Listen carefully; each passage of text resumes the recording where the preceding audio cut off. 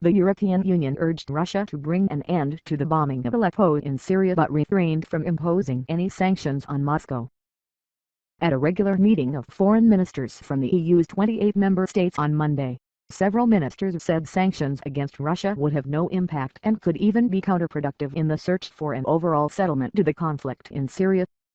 At present, I don't see how sanctions with a possible long-term effect are supposed to contribute to improving supplies to the civilian population, German Foreign Minister Frank-Walter Steinmeier said. So I am not the only one who, in this case, is rather skeptical about sanctions. Russia has been heavily involved along with the Syrian regime in the onslaught of Aleppo over the past few weeks since a ceasefire broke down. While EU ministers were discussing Syria, the head of Russia's military general staff said Russian and Syrian forces are preparing a humanitarian pause for the besieged city on Thursday.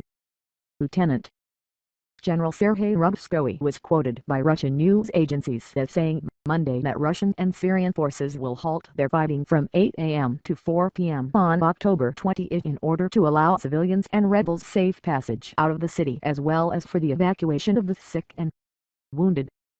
EU Foreign Affairs Chief Federica Mogherini described the apparent Russian move as a positive step but noted that agencies have indicated that at least 12 hours would be needed for such an operation to be successful. I believe that there will be a little bit of work to be done to find the common ground, she said. The EU is looking for a lot more than just the temporary pause, and in the common statement ministers called on Russia to demonstrate all efforts in order to halt indiscriminate bombing by the Syrian regime, restore the cessation of hostilities, ensure immediate and expanded humanitarian access and create the conditions for a credible and inclusive